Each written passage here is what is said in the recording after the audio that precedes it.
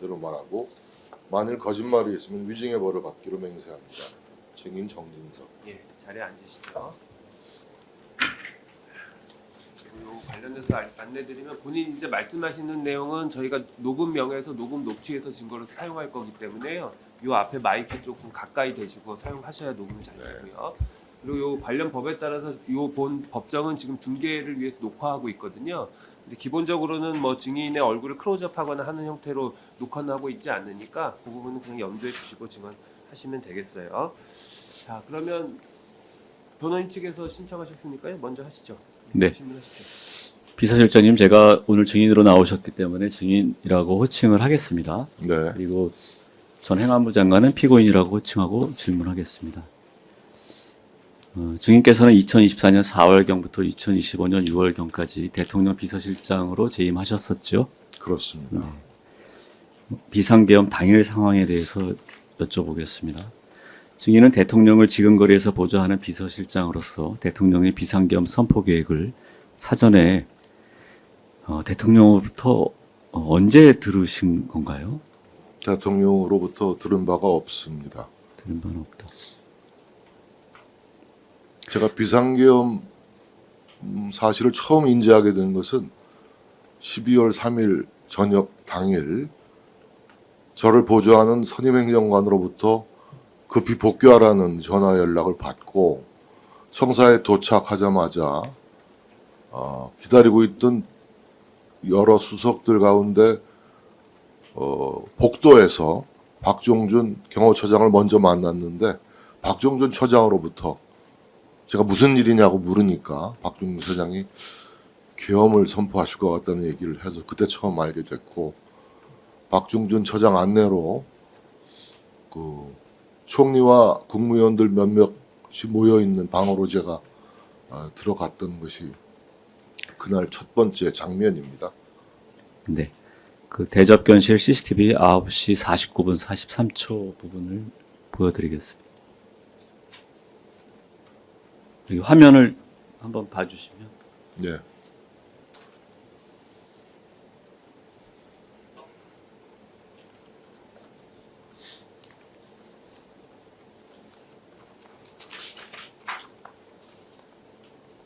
자, 여기까지만 일단 보시면.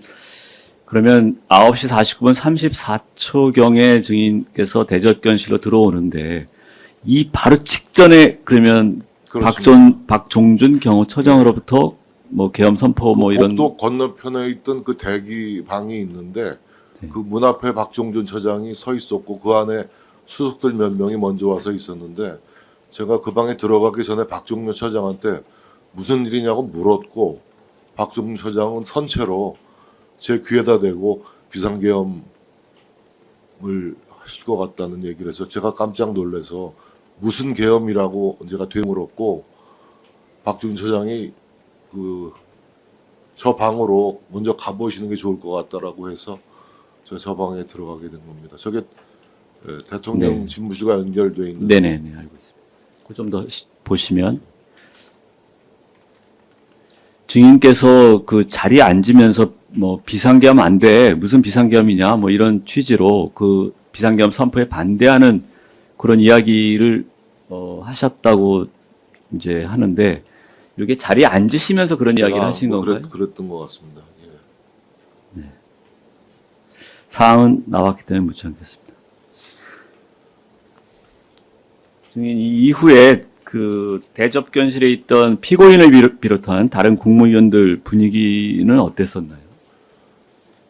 뭐 이제 저분들 뭐 갑작스럽게 소식을 먼저 들으셨겠죠. 저보다 먼저. 그래서 다들 뭐 크게 놀란 표정, 뭐 당혹스러운 모습들, 뭐 그래서 좀 긴장되고 경직된 그런 상황이었습니다. 네. CCTV 9시 50분 0초 부분을 좀 보시겠습니다.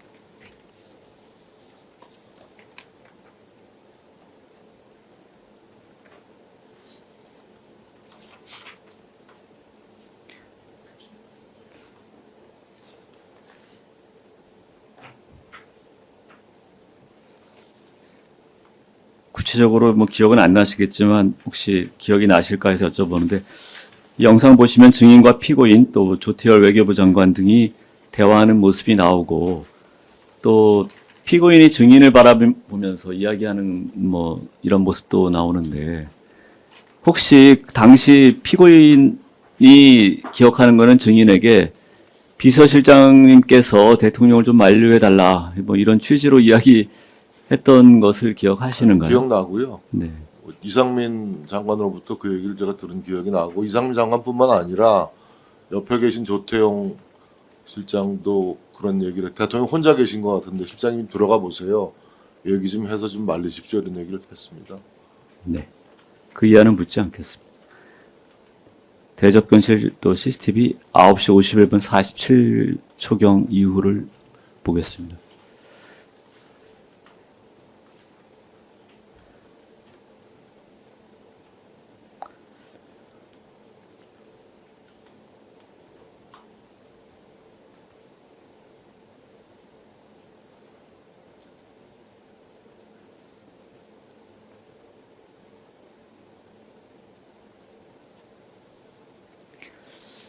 네, 9시 51분 47초경 예정된 시간은 아마 10시에 비상계엄 선포 예정 시간이었는데 그 전인데요.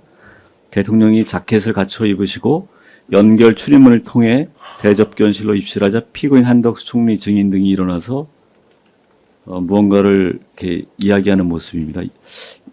이때 대통령이 대접견실에서 잠시 말을 하다가 증인에게 따라오라는 듯이 손짓을 하는데요. 제가 근데 제가 질문을 먼저 맞죠 하겠습니다. 그 연결 출입문 통해 집무실로 입실하고 또 이제 한 1분 채 안 돼서 증인도 이제 따라서 입실을 하는데요.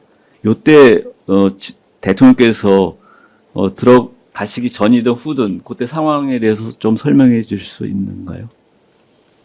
글쎄 어쨌든 뭐 그 국무위원들이 저보고 좀 들어가 보시는 게 어떠냐 얘기 좀 해라. 그래서 막 들어가려던 참에 대통령이 나오셨던 것 같고 그래서 대통령님 뵙고 뭐 서로 이제 뭐 깜짝 놀래가지고 이제 제가 뭐라고 말씀을 좀 드린 것 같기도 한데 바로 따라 들어오라고 그래서 저 혼자 들어갔던 것 같아요. 그래서 처음에는 집무실에서 대통령과 저하고 마주 앉아서 얘기를 했던 기억이 납니다. 그때 나누었던 대화 중에 혹시 기억나는 이야기가 있나요? 대통령과 집무실에서 이렇게 마주 앉아서 이야기를 하셨다고. 저는 대통령님하고 자리에 앉자마자 대통령이 밖에서 얘기 들었습니다. 하시면 안 됩니다. 계엄 발동하시면 안 됩니다. 이거 제가 그렇게 말씀드렸고 시민들이 거리로 쏟아져 나올 겁니다. 국민들 설득하기가 어렵습니다. 하지 마십시오라고 했고 대통령께서는 내가 결심이 섰으니 실장님은 더 이상 나서지 마십시오라고 말씀을 하셨습니다.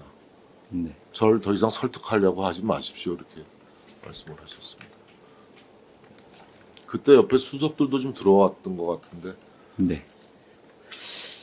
여하간 이제 증인께서 들어가시는 그 장면에서도 피고인은 계속 서 있는데 피고인도 결국 계엄 선포하려고 하는 대통령을 만류하는 증인에게 좀 더 이야기 좀 해주십시오라고 하는 그런 분위기였던 상황은 맞는 것이죠.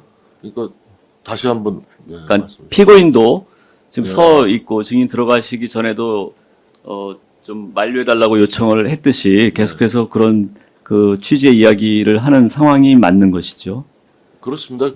그 자리에 먼저 와 있던 국무위원들 뭐 이상민 장관을 포함해서 모두들 그렇게 저한테 좀 들어가서 만류하려 달라는 그런 네. 입장이었습니다. 파랍니다. 증인이 뭐 대접견실이든 아니면은 독대한 집무실이든 간에 대통령께서 계엄 선포 후에 군과 경찰이 국회 등 어떤 기관에 나갈 것이다라는 뭐 이야기를 하시거나 계엄 선포에 따른 구체적인 조치는 어떤 걸 하겠다 뭐 이런 이야기를 나눈 적이 있었습니까? 그런 얘기는 제가 들은 바가 없습니다. 대통령이 뭐 단전단수나 언론사 등을 언급하는 것을 들은 사실이 있는가요? 그런 얘기도 들은 바가 없습니다.